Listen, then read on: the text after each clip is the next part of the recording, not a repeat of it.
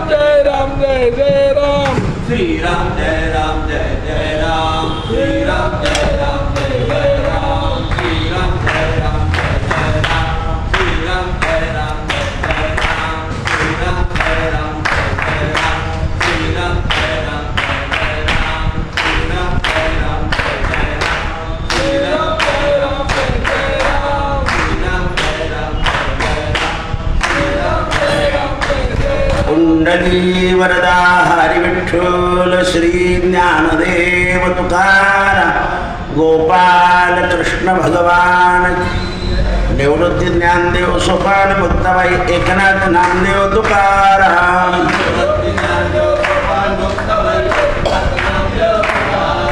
निवृत्ती ज्ञानदेव सोपान मुक्ताबाई एकनाथ नामदेव तुकाराम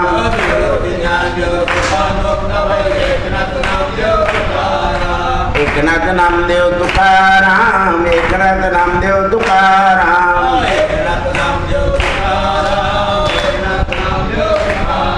नमः पार्वती पतये हर हर महा सीताकांत स्मरण जय जय राम रघुवीर धमर। आज अहिंसा धर्माची प्रशंसा भीष्मांच्या मुखातून धर्मराजा श्रवण करणार आहे।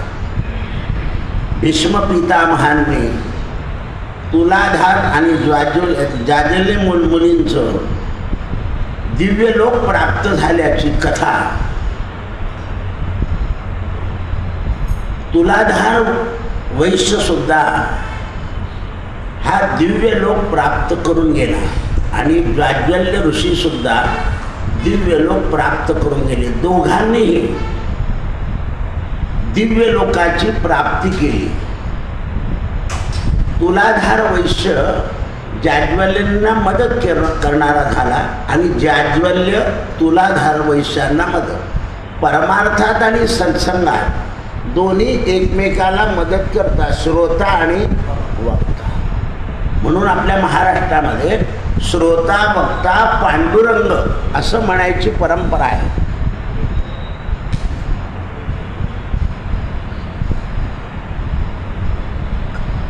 श्रोताही पांडुरंग आहे आणि वक्ताही पांडुरंग आहे।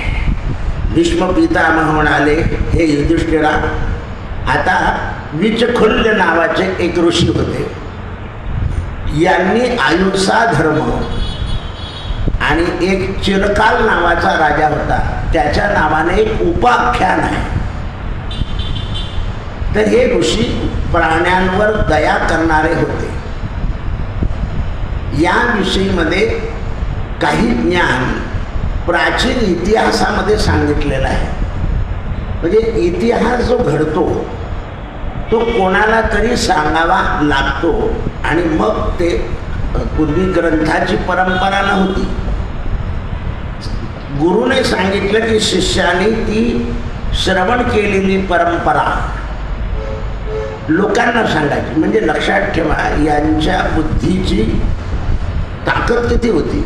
जे ऐकलंय ते तसं सांगत होते। अजूनही एक पाठी, दोन पाठी, त्रिपाठी लोक आहेत, आडनावाचे आहेत। पण आता आपल्या लहान लहान मुलं टी व्हीवर दाखवतात की तो फटाफट गणित सोडवतो, कोणतीही गोष्ट बराबर सांगतो। तर असे बुद्धिप्रधान लोक जगात जन्माला येतात। पण कलियुगामध्ये बुद्धीचा सदुपयोग आणि दुरुपयोग मानवाच्या लक्षात राहत नाही। त्यामुळे अतिबुद्धीचा उपयोग दुसऱ्याचे पैसे चोरण्याचा आज गुन्हा दाखल झाला की या वर्षी सायबर गुन्हे अतिशय झाले, लोकांचे पैसे आतोनात चोरीला गेले। यावर सरकारचं नियंत्रण नाही, संपलं। असं आहे, गुन्हा घडायला नको आणि जोपर्यंत गुन्हा घडत नाही अशी तुमची तयारी नव्हती तोपर्यंत हे काम सुरू करायचं नव्हतं। काय होत आहे, गाय धुतली जाते आणि मूर्ख तिचं दूध पितोय। कष्टार्जित द्रव्य बऱ्याच लोकांचं असं जात आहे. आता लोक काय म्हणतील, ओके कमाई द्या, मग बोलायला काय लागतं. म्हणून ते म्हणतात इतिहास आहे. एकदा राजा यज्ञशाळेमध्ये गेला, कथा फार सुंदर आहे. तर त्याला यज्ञशाळेमध्ये बैलाची मान कापलेली दिसली. म्हणजे यज्ञ करताना कोणाला बळी दिलं? बैलाला. आणि तेवढ्या वेळामध्ये एक गाय आरडाओरडा करत आली, दुसरी गाय आली. अशा 50 गायी यज्ञाच्या ठिकाणी अंबरत आहे. या यज्ञ करणाऱ्यांना असं वाटलं की ह्या गायी आपल्याला अनुमोदन देत आहे की यज्ञ चांगला चाललाय, कारण गाय यज्ञात पूजेला लागते. पण राजाने ओळखलं की ह्या एवढ्या गायी, एक बैल मारला गेला, हिंसा झाली म्हणून ह्या ओरडत आहे. म्हणून राजा गायींच्या जवळ गेला, गायींच्या पायाची पूजा केली, गायींना वंदन केलं, गायींना चारा घातला. पण गायी चारा खात नव्हत्या. तेव्हा ऋषी लोकांना बोलवलं, जे क्षत्रियांचे उपाध्ये होते. गायी चारा का खात नाही याचं कारण आहे. ते म्हणे नाही, ते आमच्या यज्ञाला पूजा केली मी तेवढं ओरडत होत्या, त्या पूजा केल्यावर त्या शांत झाल्या, पण चारा खात नाही आहे. माणूस कोणाच्याही घरी गेला, तिथे जर त्याचा अपमान झाला तर तो काहीही घेत नाही. आज माझा उपवास आहे, पोट दुखत आहे, तब्येत बरी नाही, अशा अनेक गोष्टी सांगून देतो. तुम्ही ही बैलाची हिंसा केली म्हणून गायी हंबरत आहे असं राजाने म्हटल्याबरोबर गायी पुन्हा अंबरायला लागल्या. तेव्हा राजाने दंडक घातला की आजपासून माझ्या राज्यामध्ये कोणताही हिंसेचा यज्ञ होणार नाही. म्हणून आपल्या भारताचं अहिंसा परो धर्म, ह्या ज्या काही काही गोष्टी आपल्या सांगितलेल्या आहेत, याच्याकडे सर्वसाधारण लोकांना कळत नाही. आणि नाही त्या गोष्टीचं चित्रण दाखवून देतात. परवा पुण्याचं जर चित्र पाहिलं असतं तुम्ही, बातम्यांवर पाहिलं, तर इतकं घाणेरडं होतं की एकदम अप टू डेट माणसं आणि बाया त्या लाईनीमध्ये उभ्या होत्या की उद्यापासून मिळणार नाही. श्रावण महिना होता म्हणून तर लाईन होती. म्हणजे असुरी वृत्ती. मग ते लोक जे बोलताना ते काय मारा, आमच्याकरता मारतो आम्ही तुमच्याच करता मारतो, असं आहे. हे नियम म्हणजे इतकी गर्दी होती. बरं, यांनी दाखवायची नव्हती ती, पण काही दाखवलं जातं, काही दाखवलं जातं. तुम्हाला बालकाचं अर्भक सापडलं ना, तर ते पोलिसांपुरतं ते चित्र दाखवून द्या. पण ते रस्त्यात सापडलं, कचऱ्यात सापडलं, हे जनतेला किळस येते. आणि केव्हा केव्हा क्रोध येतो माणसाला की माणुसकी हा धर्म शिल्लक राहिलेला नाही. मारामाऱ्या अजूनही ते काच फोडण्याचं प्रकरण थांबत नाही आहे. कालही फोडलं. म्हणजे अंधाधुंद लोक मदांध होऊन सज्जनांचं नुकसान करत आहे. म्हणून त्यावेळेस राजानं सांगितलं की ही जी क्रूर प्रवृत्ती आहे ही वेदाला मान्य नाही. बिचारी गाय मोठ्या कष्टानं जगाला पुत्र देते आणि ते पुत्र जगाच्या कल्याणाकरता आहेत. बैल कशा करताय? जगाच्या कल्याणाकरता आहे. आणि जगाने त्या गायीला गोमाता मानलेलं आहे. नंदी हे धर्माचं रूप आहे. एवढंही कष्ट करून तो शेतकऱ्याच्या दारापुढे राहतोच. आणि शेतकरी त्याला जेव्हा विकतो तेव्हा मात्र शेतकऱ्याच्या बद्दल बैलाच्या मनामध्ये ज्याप्रमाणे आज वृद्धाश्रमात टाकलेल्या आईबापांचं अंतःकरण असं म्हणतं, आमचे हाल करताय ना, तुमचेही हालच होतील बोलतात ते. कारण यातना ज्या आहे त्या होतात. म्हणून राजानं धर्माची मर्यादा भ्रष्ट करू नका. मूर्ख लोक आत्मतत्व न जाणता नास्तिक तत्वाने हिंसा मार्गाचं समर्थन करतात. इच्छेनं यज्ञवेदीवर पशुचं बलिदान देतात. धर्मात्मा म्हणून असं सांगितलेलं नाही आहे. विज्ञान पुरुषांना वैदिक प्रमाणानं धर्माचं सूक्ष्म स्वरूपाचा निर्णय केलेला आहे.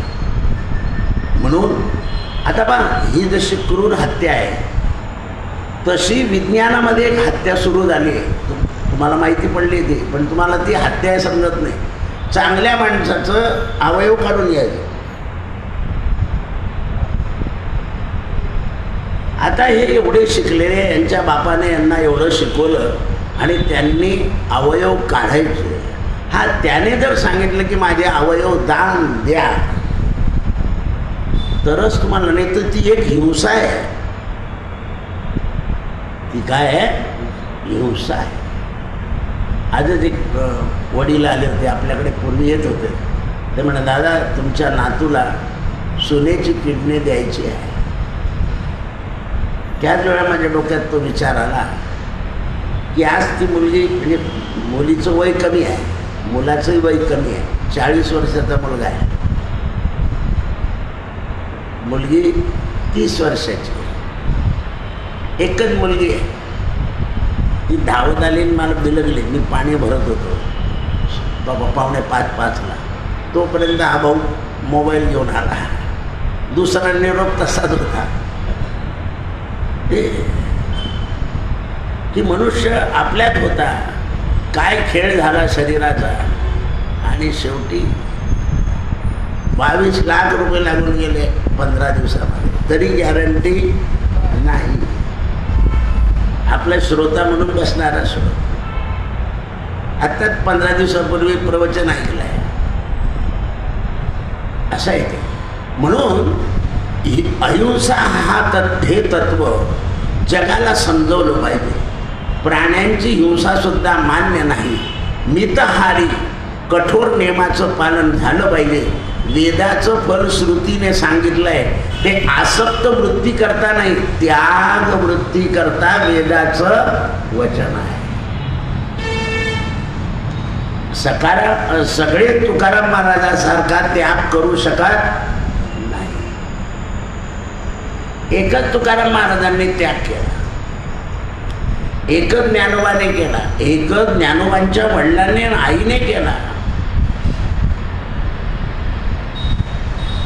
की माझ्या मुलांचे हाल व्हायला नको, आणि हाल आपण डोळ्याने पाहायला नको. म्हणून एखादी बाई, तिचा मुलगा गेला, मुलगी गेली की ती म्हणते देवाने मला नेलं असतं तर बरं झालं असतं, असं बोललं जातं. म्हणून कठोर नियमाचं पालन केलं पाहिजे. यज्ञामध्ये मद्य, मांस आणि मीन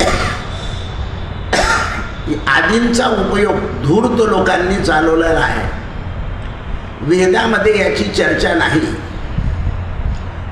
लोक मान, मोह आणि लोभ याला वशभूत होऊन आपली जिव्हा सुद्धा देवीच्या समोर कापतात. असे लोक आहेत, अशी कापून टाकतात. आता त्याच्याने देवी प्रसन्न होणार आहे का? नाही. आपल्याकडे असं सांगितलं जातं, तुम्ही यावर्षी कुळाचारणी केला म्हणून तुमची म्हैस मेली,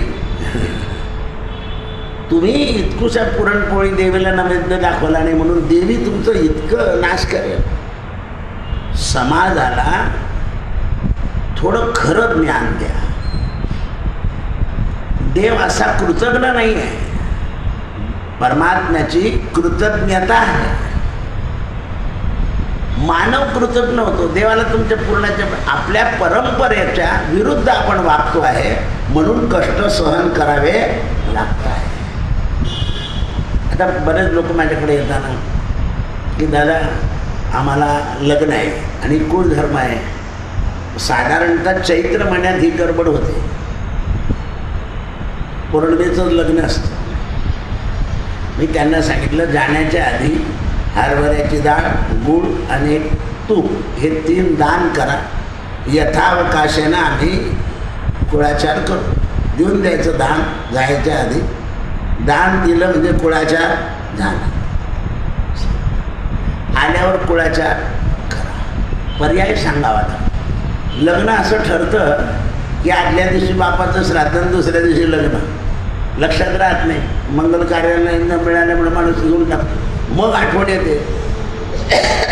मग याला विचार त्याला विचार. लोक म्हणतात वर गाठले. नाही, ती तिथी आहे ना, त्या तिथीला मंगल. मग त्याच्याकरता मंगलदान द्यायचं पितरांचं आणि मग ते हे ज्ञात लोकांना कळतं. निघून जाते एखाद्या वेळा तिथी, लक्षात नाही राहत माणसाचं. कारण आईवडिलांना बरेच वर्ष झाले की स्मृतीचा विसर पडू शकतो आणि लग्नाच्या गडबडीत पडतो. म्हणून शास्त्रानं असं सांगितलं आहे, एकदा देवदेव बसले की पूजा करायची नाही. शास्त्र मोठं हुशार आहे, कारण लग्नात म्हणून देवदेव बसले की सगळ्या देवांची पूजा करायची आणि फुलं काढायचे, नवीन फुलं व्हायचे, नमस्कार करायचा, केळ दुधाचा नैवेद्य दाखवायचा आणि मंगल कार्यालयामध्ये मस्त हाणायचं. कारण शास्त्राला माहिती आहे ना लग्नात असं होणार. तरी शास्त्राने काय सांगितलं आहे, सगळा स्वयंपाक झाल्यावर एका भाताला असं उभं करा, त्याच्यावर एक कणकीचा दिवा लावा, दिवा लावून द्या, अन्नपूर्णा म्हणा आणि जेवण.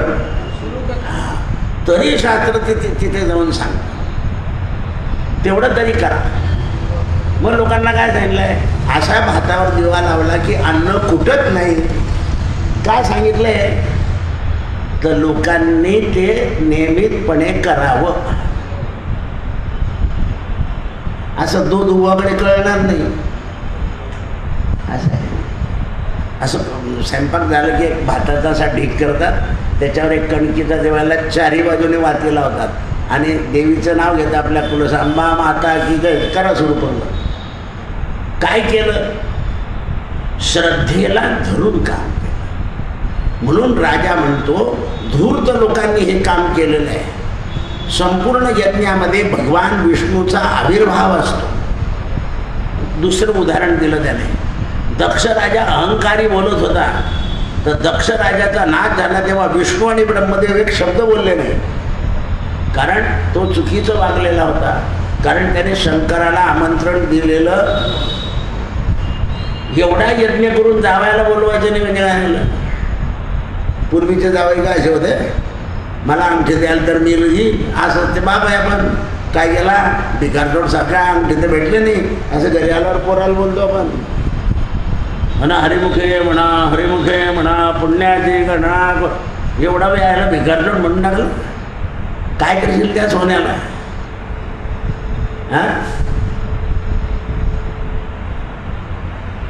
काय करायचं, नाही दिलं नाही दिलं. केव्हा केव्हा काय करतं, पहिलं जावायला बंद करावं लागतं, ज्याला दिलं नाही त्याला द्यावं लागतं. खरं ॲडजस्ट करावं लागतं. म्हटलं तू 3 वेळा अंगठ्या घेतल्यानं काही वाटू दे ना घडू. असं लक्षात. नागवे झाले शेतकरी, शेत्या विकल्या गेल्या, विकेला लागले लग्नापायी, आणि आज तुम्हाला मुलीला पैसे द्यावे लागत आहे. बुवाला म्हणता महाराज असा आशीर्वाद द्या की चांगली सून मिळाली पाहिजे. म्हटलं कारखान्यात खराब आहे तर चांगली सून कुठून मिळणार आहे.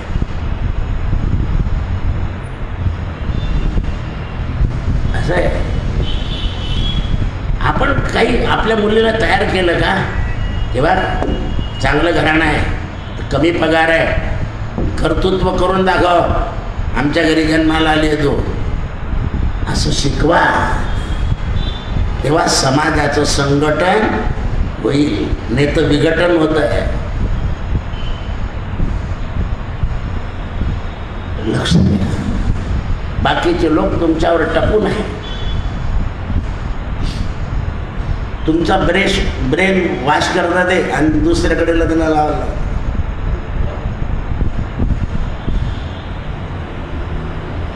धर्मराजाने पुन्हा प्रश्न विचारला, महाराज आपण माझे परमगुरु आहे. आता आजोबा विजोबा संपलं, बाग कसा फरक पडत जातो. तुम्ही माझे परमगुरु आहे. कृपा करून मला एवढं सांगा, गुरुजनांच्या आग्रहानं कठोर कार्यावर किंवा गुरुजन नसताना कठोर कार्य कसं करावं, त्याला विलंब लागायला नको. कार्याची परीक्षा करून घेतली पाहिजे का? म्हणजे जे कार्य करणार आहात तुम्ही त्या कार्याची आधी परीक्षा घेतली पाहिजे का? त्यावेळा भीष्म पिता म्हणाले, हे सदशिष्या, याविषयी एक प्राचीन इतिहास आहे. अंगिरस कुलामध्ये उत्पन्न झाला चिकारी संबंध वृत्तांत आहे. महर्षी गौतमांना एक चिकारी नावाचा पुत्र होता. तो बुद्धिमान होता आणि त्याला चिकारीचा चिरकाल नाव पडलं. पुढे चिरकाल म्हणजे दीर्घकालपर्यंत राहील. का नाव पडलं? तर त्याचं काहीतरी कर्तृत्व चांगलं होतं. कर्तृत्व चांगलं असलं तर माणसाचं नाव निघतं. लोक म्हणतात, का तुमचा तो मुलगा नाही आला, नेहमी कोणत्याही कामामध्ये भराभर काम करतो. लोक लगेच म्हणतात, बाकीचे त्याचं नाव निघतं, आम्ही कोणाला दिसतो. तर जगामध्ये कर्तृत्वाला लोक झुंडतात. आपण जाऊन बसतो, कोण आपल्याकडे पाहत पण नाही. अरे काय रिकाम्या माणसाकडे कोण पाहिजे जगात? जग हे कामाकडेच पाहतं. म्हणून पूर्वी या तरुण पोरींनी कामाने केले तर लोक म्हणे, काय बोलाबाई झाली बसली आहे. आता तर सगळ्यात बोलाबाई असतात. तरुण निष्क्रिय बनला तर तरुण सक्रिय पाहिजे. हा, त्यांना नाचा कुदाला सक्रियता आहे. गणपतीची प्रॅक्टिस सुरू झाली प्रत्येक गल्लीमध्ये. ही देवाची प्रॅक्टिस नाही आहे, नाचाची कुदाची. काय करतो आपण? म्हणून ते म्हणतात की गौतमाने त्या बुद्धिमान पुत्राला कार्यबहुत करण्याचा विचार दिला. तो कधीही कोणत्या कार्याला विलंब लावत नसे आणि तो लोकांना मंद बुद्धिवान वाटत होता, नासमज. गौतमांनी एक दिवशी आपल्या स्त्रीला सांगितलं आणि कोपले की हा तुझा पुत्र लोकांना निकामी वाटतो, पण तो फार विचारी होता. कुठलंही कार्य विचारपूर्वक करायचा. मग जेव्हा त्याने ते कार्य विचारपूर्वक केल्याची फळं गौतमांच्या समोर आली, तेव्हा मात्र त्यांना कळालं की हा आपल्यापेक्षा हुशार आहे. तो बोलत नसे, उलटून उत्तर देत नसे आईवडिलांना. समंजस आणि सज्ञान मुलं हे केव्हाही उलटून उत्तर देत नाही. अर्धवट अज्ञान अशीच मुलं उलटून उत्तर देतात. त्यांची बाई सुद्धा म्हणते, इतके काय मूग गिळून भरले तुम्ही, काही बोलतच नाही. असं आहे. त्यामुळं पापीने मातेला मारून टाक असं त्यांच्या वडिलांनी चिराकारीला आज्ञा दिली आणि गौतम वनामध्ये निघून गेले. चिरकालीनं मातेला वाचवण्याकरता काय उपाय करावा, पित्याच्या आज्ञेचं पालनही झालं पाहिजे आणि आपल्या हातून मातेचं वधही झाला नाही पाहिजे. त्याला एक बहीण होती. तिला त्याने विचारलं, ताई माझ्यावर आता धर्मसंकट आहे, अन्य साधू पुरुषांप्रमाणे मला करून चालणार नाही. पित्याच्या आज्ञेचा धर्मपालन करावं लागेल आणि माताचं रक्षण करणं हा पितेच्या आज्ञापेक्षा मोठा धर्म आहे. मारणं हा हलका धर्म आहे, पण वाचवणं वागवणं हा मोठा धर्म आहे. कशी नियतीचं शास्त्र सांगितलं जातं. मग आता कोणता धर्म पाळायचा आहे? कारण विचार करायचा नाही त्याच्यावर वडिलांनी सांगितलं म्हणून नाही. हिंसा हा अधर्म आहे आणि हिंसेतून वाचवणं हा धर्म आहे.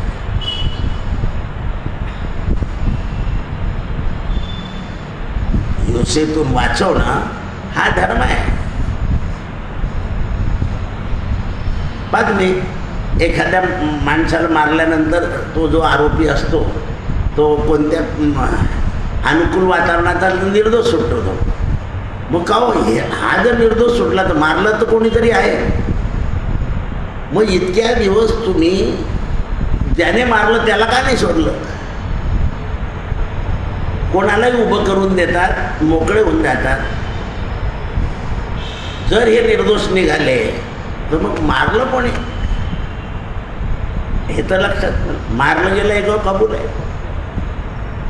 म्हणून ते म्हणतात स्वभावानुसार धर्म होतो. ज्याचा सात्विक स्वभाव आहे तो अधर्माला धजत नाही. ज्याचा राजसी आणि तामसी राजसी स्वभाव आपल्याला मोठेपणा मिळेल याच्याकरता मारून टाकेल आणि तामसी तर काहीच विचार करणार नाही. त्याचं काय पण एवढीशी मुलगी होती ती दवाखान्याने, किती मारलं त्याने? एक जरी ते मारले असते मग त्या पोरीने त्याच्या बहिणीला मारलं, चिडली तर. आता ते नौकर दवाखान्यातले आणि मग लगेच त्याने आपलं केस विस काढून टाकले, रूप बी बदलून टाकले, बिलकुल कपडे घालून. अरे मनसेवाले तर फारच पक्के होते, त्यांनी धरून नेलाच त्याला. असे लहान मुलं घडलाय, घटना काही घडली असेल त्याच्या आधी किंवा ते नाही घडत, पण लहान मुलाला किती मारायचं? तुम्हाला आला जो होता करून तर एक मोडलाय. म्हणून ते म्हणतात मनुष्य पित्याच्या आज्ञेचं पालन करायचं काय याचा विचार करतो आहे. पित्यानं स्वयं शील, सदाचार आणि गोत्र या कुलाची रक्षा करून श्रीला मारण्याची आज्ञा दिली आहे. माता आणि पिता या दोघांनी मला जन्म दिलेला आहे. दोघं मिळून जन्म आहे माझा. तर ज्यांनी जन्म दिला आहे, ज्यांनी जातकर्म केलं आहे, ज्यांनी उपकर्म केलं आहे, ज्यांनी मला माझी मोहनी केलेली आहे आणि माझ्यावर संस्कार केले चांगले म्हणून, आणि मग चांगल्या संस्कारात मी असल्यावर पुन्हा आईला मारू, हा काय धर्म आहे? विचार कसे आहे हे जे विचार आहे हे चिरकाल आहे. ज्यांनी जन्म दिला आहे त्यांना मारायचं कसं? वडील बोलले असतील, पण आईने मला जन्म दिला आहे, मला आईला मारता येईल का? मग आईने आशीर्वाद दिला आहे, वडिलांनी आशीर्वाद दिला आहे, दोघांच्या आशीर्वादानं मी आहे. वडिलांची आज्ञा जर तामसी असेल तर सात्विक मुलाने ती पाळायची का? वडिलांची आज्ञा जर तामसी असेल तर ती पाळायची का? विचार करतोय तो. एखादा मुलगा काय म्हणतो, वडील म्हणे तुझ्या मी माझ्या आईला सांभाळून घेईल, तुम्ही तुमचं पाहून घ्या, असं म्हणून टाकतो तो. उलटून उत्तर देतो, तुम्ही माझ्या आईचा अपमान करताय म्हणून मी माझ्याकडे हे ताईंचं इंजिनिअरिंग कॉलेज आणि तिथला मुलगा असा जसा बसतो ना तसा तो बसायचा आणि त्याला काही वेळा मुद्दा पटला की तो रडायचा. मी त्याला एकदा सोडलं, इकडे का रडत होतो? म्हणजे दादा माझी आई खूप सात्विक आहे आणि बाप अत्यंत दारुडा. एक दिवशी असं वाटतं की खूप मारा. मी त्याला म्हटलं तू हे काम करू नको, आईच्या गतजन्माचे काही दोष नाही आणि त्यामुळे तिच्या नशिबात असं पडलं आहे, तू मात्र पित्याला मारायचं काम करायचं नाही. हां, तुला याच्यावर एक उपाय सांगतो, ते कर. म्हणजे काय, हे इथे महादेवाचं मंदिरात पाणी आहे, तांबे आहे, रोज 11 तांबे माझ्या वडिलांची बुद्धी सुधरव याच्याकरता त्याच्यावर घाल. तो घालायला लागला. तिकडे गेला, पण अजून काही बुद्धी सुधरली म्हणे. महाराज म्हणे अजून काही फरक पडला नाही. म्हटलं का रे, 15-20 दिवसात, इतक्या दिवसाचं कसं काय फरक पडेल? मग त्याने अगदी तन्मयतेने ते शिकून यायचं आणि मग पाणी घालायचं, प्रवचन ऐकायचं रात्री, आणि एकटा इतक्या लांब जायचं. मी त्याला म्हटलं रात्री जाऊ नको. नाही म्हणे, मग हे कुठे ऐकायला मिळणार आहे? मग त्याला म्हटलं ये, परमात्मा तुला तिथपर्यंत बरोबर सोय करेल. त्याची सोय होऊन जाईल. 6 महिन्यानं तो घरी गेला तर वडिलांनी मुलासमोर आईची माफी मागितली, मी तुला इतक्या दिवस मारलं, माझी चुकी झाली. तो रडायला लागला. वडिलांनी विचारलं, कारण म्हणे का रडतो? म्हणे मला एका ब्राह्मणाने सांगितलं होतं की तू महादेवाला रोज 11 तांबे घाल, तुझ्या पित्याची बुद्धी सुधरेल. त्या भावनेनं तुम्ही गेले पाहिजे तिथे. आपण तर फक्त कशाची भावना करतो त्याच्याकडे, पैसा मारो परमेश्वर, पत्नी मारी गुरु, छैया छोकरा सालीग्राम, पूजा कोणी करू. आपले सगळे उद्योग असे आहे. बुद्धी सुधरली की सगळं. हा 1000 रुपये खिशात आहे, उडवायला किती वेळ लागेल? पण 1000 रुपयातले आज किती खर्च करायचे, किती घरात वापरायचे, किती शिल्लक ठेवायचे, याच्याकरता बुद्धी लागेल.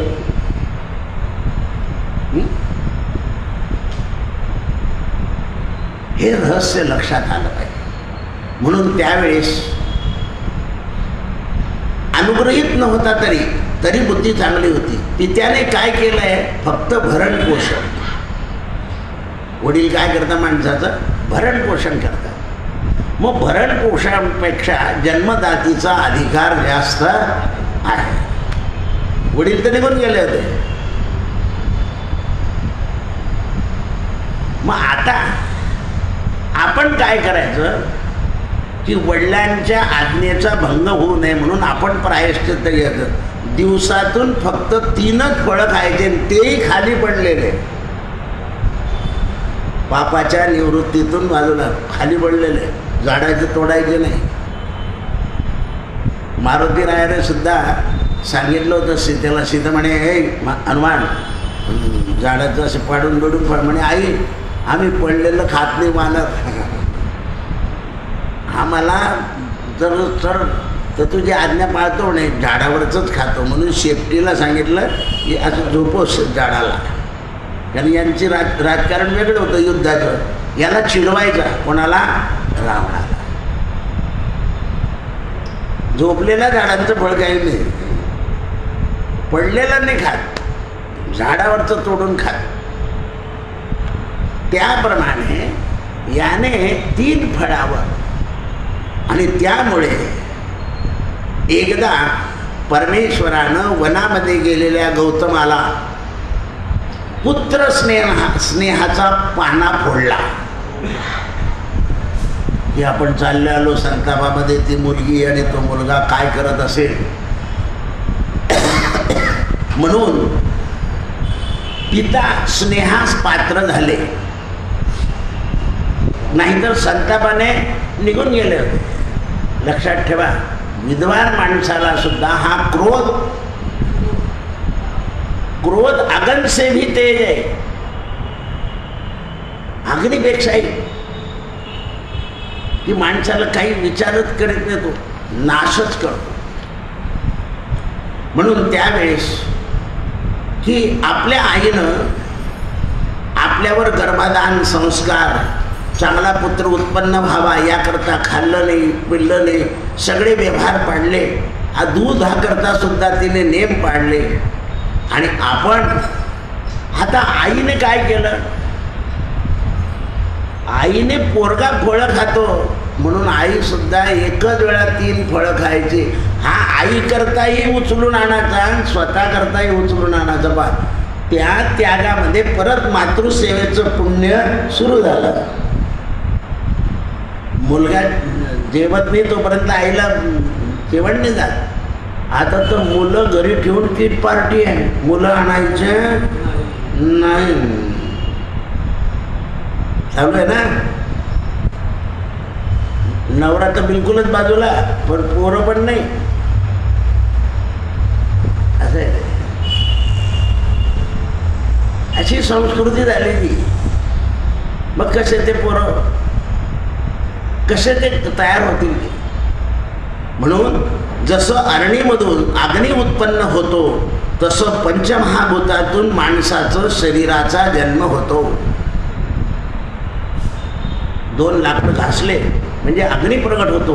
त्याप्रमाणे माता पितांच्या घर्षणानं आपला जन्म होतो. माता सात्विक असेल तर पुत्र मात्र सात्विक जन्माला येतो. म्हणून मातृपुण्येन यशवर्धते.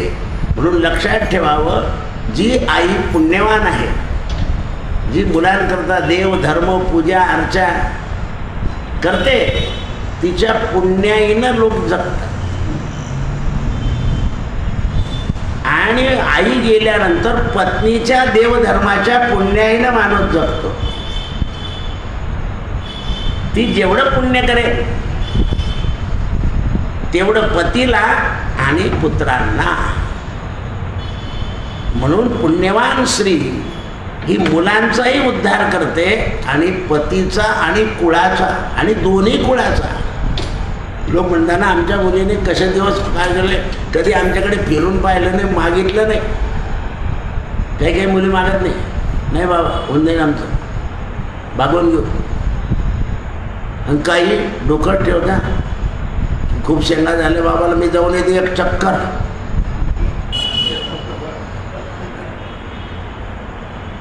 हे असे चक्करमध्ये पाडतामध्ये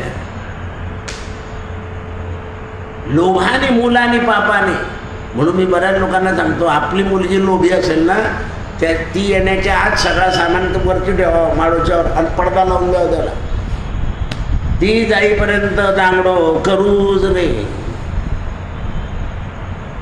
माहीत आहे ते लाचारीची सवय. आणि तुम्ही देता तर तिकडचे लोक शिव्या देतात. म्हणजे तुमच्या दानाला काय उपयोग आहे. आणताना तिकडचं मग लोकांच्या मुंड्या मोडून देता. तुमच्या दानाला किंमत नाही, कारण त्याचं परिवर्तन मिळत नाही. म्हणून ते म्हणतात, तेवढ्या वेळात पित्याला आठवण झाली पुत्राची की घरी जावं. काय आहे पाहिलं तर पत्नी आणि पुत्र आणि मुलगी एकदम त्याग स्वरूपात. यांना जेवढं मनात जाऊन तेज नव्हतं तेवढं तेज मुलाला. वडिलांना पाहिल्याबरोबर पत्नीने दुरून नमस्कार केला आणि मुलानं चरणावर मस्तक ठेवून, पुत्रा, क्रोधामध्ये मातेच्या हत्येचं माझ्या मुखातून निघून गेलं, पण तू चिरकाल दीर्घकाळ राहशील, कारण तू त्याच्यावर विचार करून कार्य केलेलं आहे. मी येईपर्यंत तुझ्या मातेला व्यवस्थित ठेवलेलं आहे आणि तुम्ही दोन्ही व्रती आहे, त्यामुळे माझा तुम्हा दोघांना नमस्कार. कृष्णार्पणमस्तु.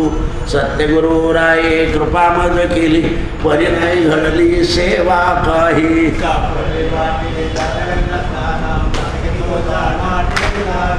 भोजना मागती तुप पाव शरण, पडिला विसर स्वप्ना माझी.